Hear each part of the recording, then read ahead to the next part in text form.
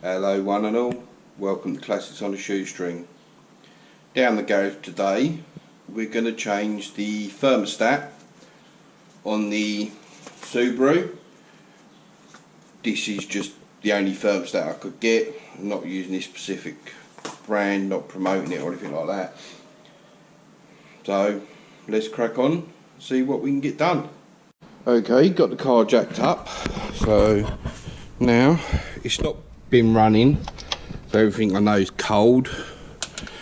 That's fill up. Looks rusty, but when you actually syringe it out, it's pink or red, whatever you want to call it. Like that one in there looks rather pink, but that one always looks rusty to me. But still, take them off, out with the flow. First things first, bucket underneath, go and grab a screwdriver and take the bottom hose off. Not sure how much you're actually going to see of this, because obviously it's under the car, it's quite dark, so just crack on and go from there. So, obviously got a bucket to catch the water, or the fluid, whatever you want to call it.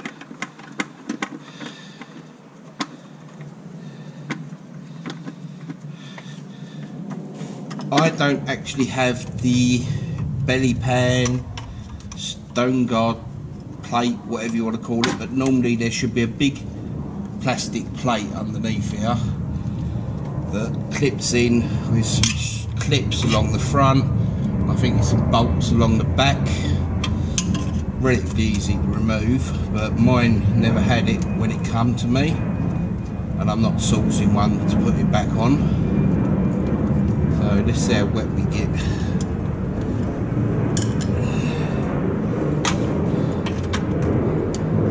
Put in the hoses. Stupid stuff. I hate this. I just know I'm going to get soaked.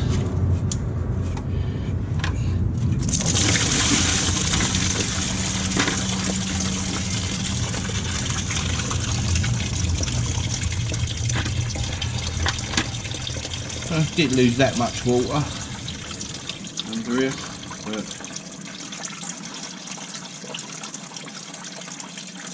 let that drain off.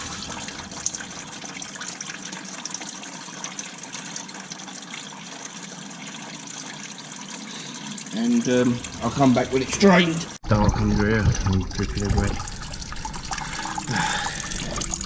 That's only trickling out because the engine's jacked up. I'm hoping when I take the two bolts out from here and above, we'll get some more water come out when the thermostat is removed, because that's obviously holding it back. So let me go and find a socket and I'll get that off. That's the thermostat housing off. That's the old thermostat out. Two 10mm bolts. Thing is, because this sits on the side of the engine like that, this top bolt is a bit of a pain to get out with the radiator and all that in the way. Bit of perseverance, it comes out. Looking at this, don't know if the camera's picking it up, but there's like little bits of, I don't know, like rubber stuck around everything. Not sure where that's come from, but maybe that's been giving me a sticky thermostat. I don't know if you can see it just in there. Where my finger is. So sticky stuff. Let's try and get that out. I don't know if you can camera's picking it up. It's like, I don't know, something stuck in there anyway. So maybe that's been giving me a little problem. Don't know, but let's clean this up. Clean the face up, make sure it's flush, just make no snake stuck to it, and I'll be back. Right, got this cleaned up.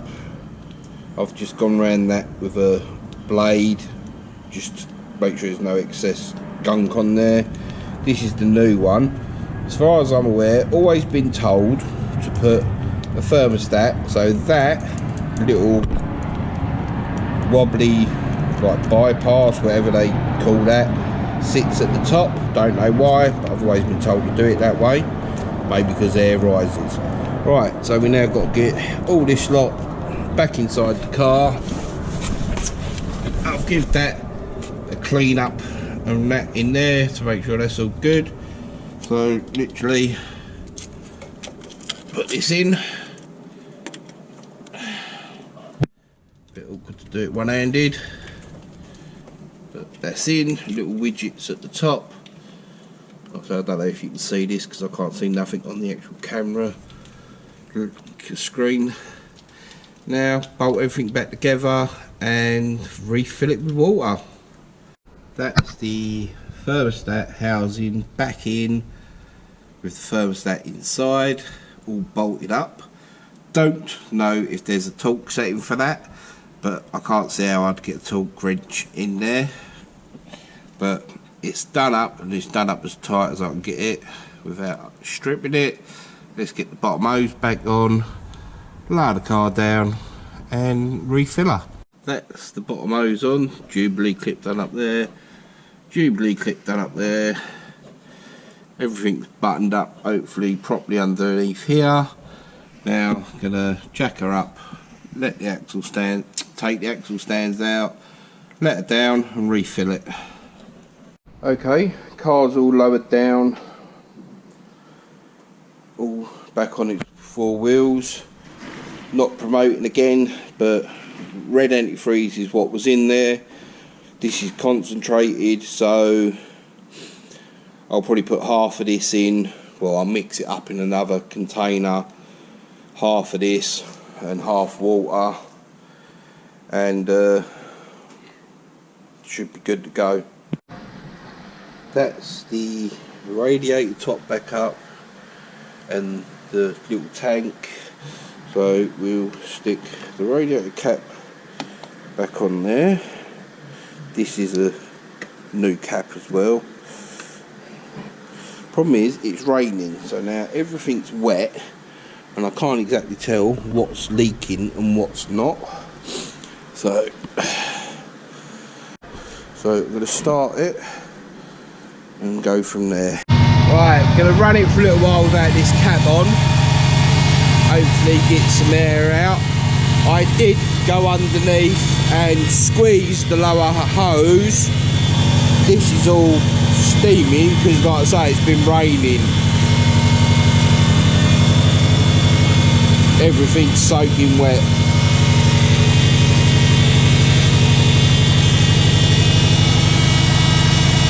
My power steering pump's whining slightly. Like I say, I don't really think I've got air in there.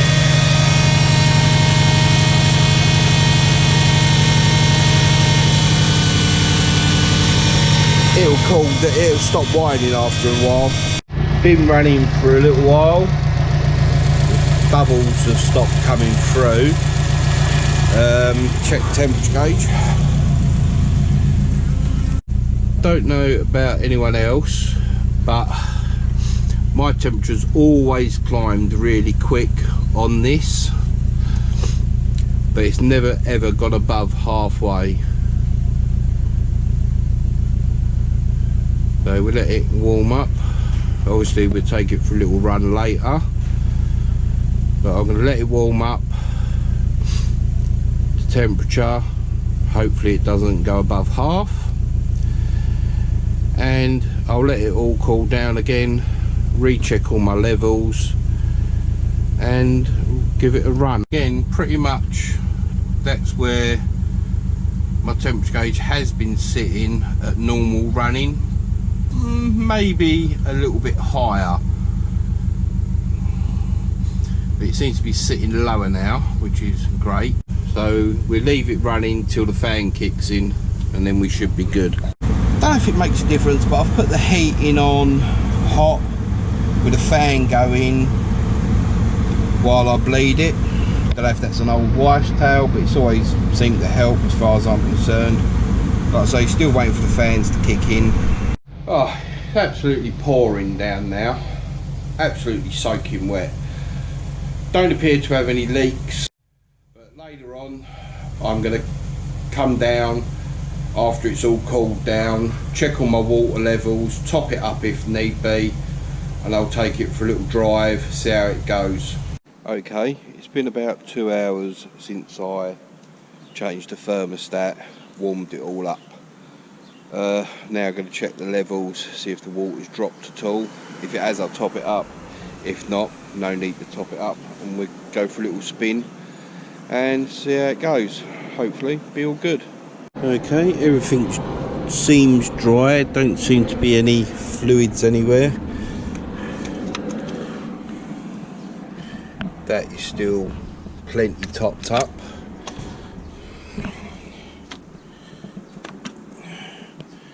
Radiator, you can't really see it, but that is plenty topped up. Like I say, that always looks lovely and pink, and in that one I flushed it out time and time again, always looks rusty. Right, let's shut this down. My levels are good, caps are on properly. We'll start it up. Considering it's been just over 2 hours, the engine still felt quite warm.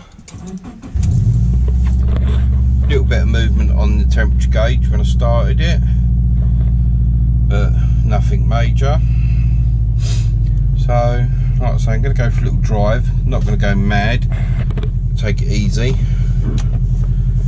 let it warm up, and see how she performs. Here for a little bit, I've let the temperature come up to 1/4. I'm now gonna pull away. Like I say, it didn't take long to come up to the 1/4 because the engine felt quite warm. So I'm not going to be able to film the temperature and that as I go along. So I'll come back in a little while and we'll go from there. This is up to where it's normally sitting. Hopefully, should all be good as gold.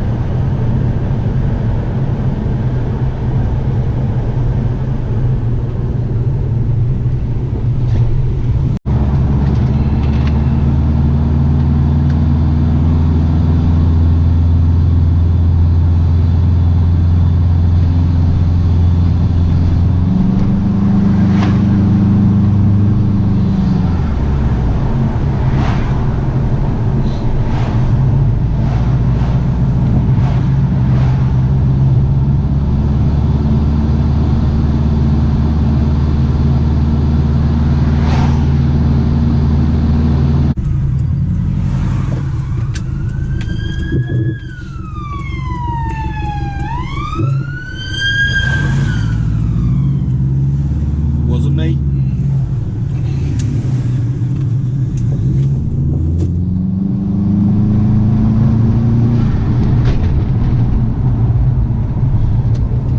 Temperature gauge seems to be sitting where it's normally sitting when it's up to temperature. Don't seem to be any fluctuation in the gauge. Hopefully everything will be alright.